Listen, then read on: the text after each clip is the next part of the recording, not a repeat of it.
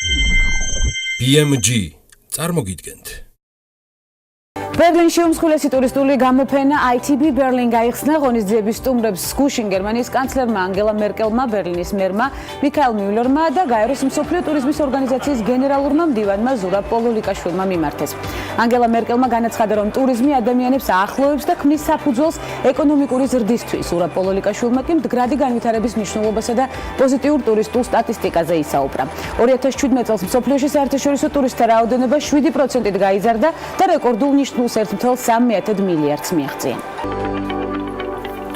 ქალთა მიმართ და ოჯახში ძალადობის აღკვეთის მიზნით შემაკავებელი ორდერის გამოწერა, ასევე იარაღთან წვდომის შეზღუდვა მარტივდება, როგორც პრემიერ-მინისტრმა გიორგი კვირიკაშვილმა განაცხადა, შესაბამისი საკანონმდებლო ცვლილებები მთავრობის დღევანდელ სხდომაზე იუსტიციის მინისტრს გამოაქვს. მისივე თქმით, ეს ნაბიჯები რა თქმა უნდა საკმარისი არ არის და მთავრობა სხვა ღონისძიებებსაც ახორციელებს.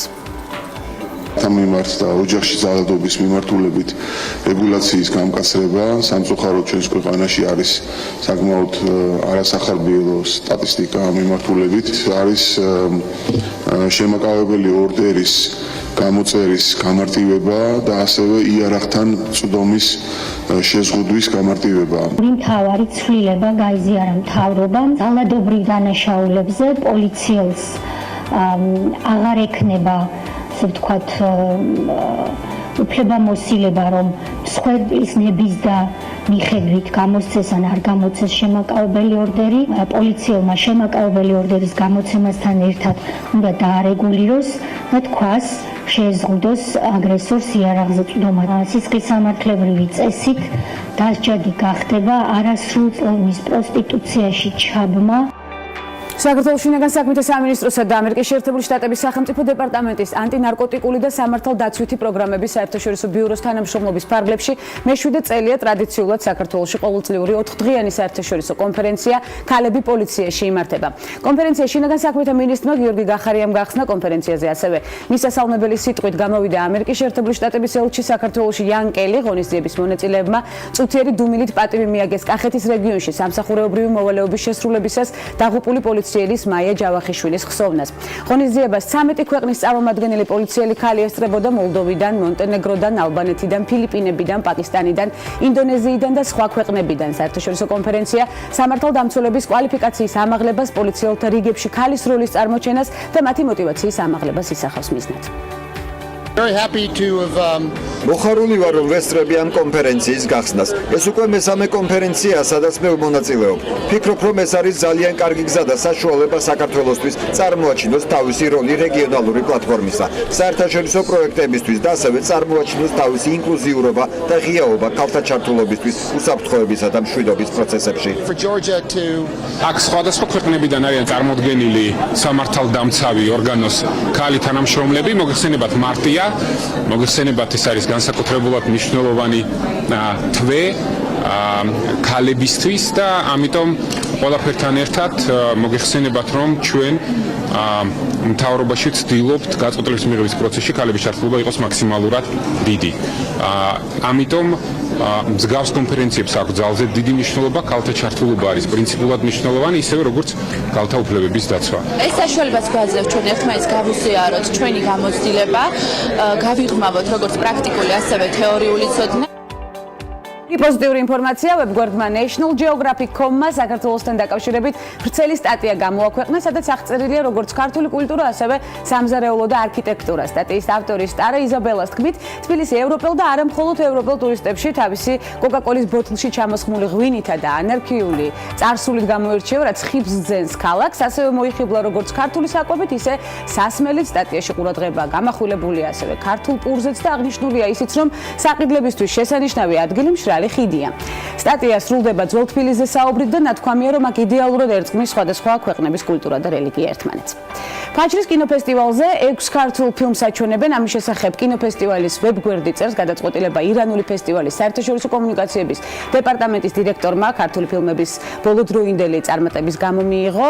კაიმირ მოხსენინის განმარტავს, რომ თანამედროვე ქართულ კინემატოგრაფიაში ნიჭიერი შემოქმედებითი კოლექტივი მონაწილეობს და დასძენს, რომ სფერო საინტერესო თემებითაც გამოირჩევა გამოირჩევა.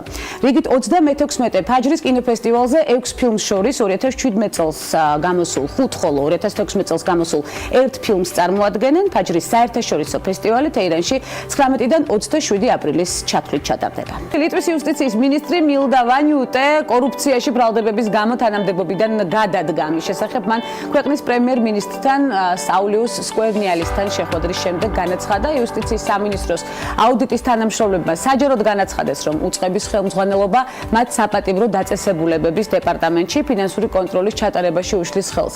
ლიტვის პრეზიდენტმა დალია გრიბაუსკაიტემ კი განაცხადა, რომ ვანიუტე სამინისტროში არსებულ სიტუაციას ვერ აკონტროლებს, თუმცა მთავრობის ადმინისტრაციის პრესსამსახურის ინფორმაციით საპატიმრო დაწესებულებების დეპარტამენტში შესაძლო კორუფციასთან ვანიუტეს კავშირების შესახებ მათ ინფორმაცია არ აქვთ.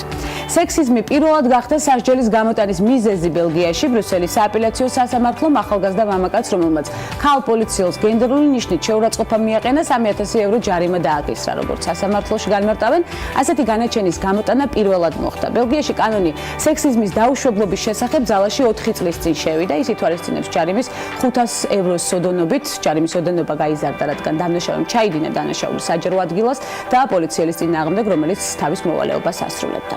პოლიციელმა სთხოვა ახალგაზრდას წარმოედგინა პირადობა, სხვა შორის შემდეგ უკმაყოფილო მამაკაცმა პოლიციელს შესთავაზა ქალისთვის უფრო შესაფერისი სამუშაო ენახა. ჯარიმის გადაუხდელობის შემთხვევაში ახალგაზრდას ერთი თვით პატიმრობა ემუქრება. ჩვენ ამ თემას შევეხებით უკვე სტუმართან ერთად აუცილებლად მისი აზრი მაინტერესებს ამ თემასთან დაკავშირებით.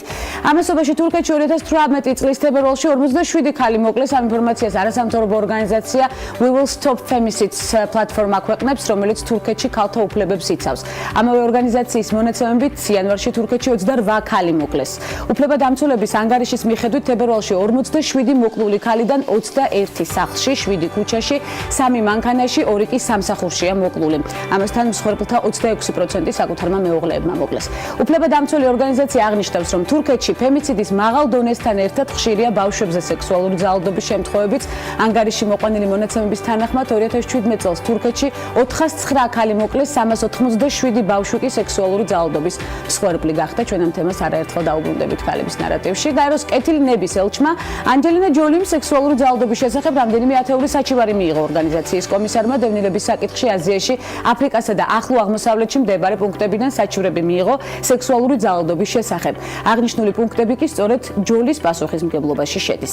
საჩივრების ნაწილი დაზარალებულ არასრულწლოვანებს შეეხება. უახლოეს მომავალში იგეგმება სხდომის გამართვა, სადაც მომხდარი დეტალურად იქნება განხილული. The Guardian-ის ინფორმაციით, ფრენსის მაკდორმანდს, რომელმაც 5 მარტს გამართულ ამერიკის კინოაკადემიის დაჯილდოებაზე ოსკარი ქალის მთავარი როლის საუკეთესო შესრულებისთვის მისცეს, ჯილდო ცერემონიის შემდეგ გამართულ ღონისძიებაზე მოიპარეს. ქურდი ტერი ბრაიანტი გახლავთ და ის ლოს-ანჯელესის პოლიციამ დააკავა. ჯერჯერობით უცნობია თუ როგორ მოხდა ცერემონიალს 47 წლის კაცი, რომელმაც ვიდეო სოციალური ქსელით გაავრცელა და განაცხადა, რომ ჯილდო საუკეთესო მუსიკისთვის მიიღო და მას ქანდაკება ხელში უჭირავს. ამასობაში მნახველებს მოუწოდებს, რომ დამსახურებული ტიტულის მიღება მიულოცონ. სავარაუდოდ მან მოსაწვევი გააყალბა. გავრცელებული ინფორმაციით ის $20,000 გირავს სანაცვლოდ უკვე გაათავისუფლეს კიდეც. და პარიზის მოდის კვირაული შანელის მოდის სახლის ჩვენებით სრულდება. ინფორმაცია სააგენტო როიტერი ავრცელებს, სწორედ კვირაულის ბოლო დღეს წარმოადგინა მოდის სახლის შემოქმედებითმა ხელმძღვანელმა კარლ ლაგერფილდმა 2018 წლის შემოდგომა ზამთრის კოლექცია. შოუს მოწყობის ოსტატი, ასე შეაფასეს მოდის კრიტიკოსებმა დეფილე და შოუს კონცეფცია. შანელმა დღევანდელი ჩვენებით შემოდგომის კონცეფცია გააცოცხლა. პოდიუმი ყვითელი ფოთლებით იყო მორთული, თითოეულ ფოთოლზე შანელის ლოგო იყო დატანილი. ლაგერფილდი უკვე 40 წელია შანელს ხელმძღვანელობს და ის ერთადერთი დიზაინერია მსოფლიოში, რომელსაც ბრენდთან კონტრაქტი სიცოცხლის ბოლომდე აქვს გაფორმებული.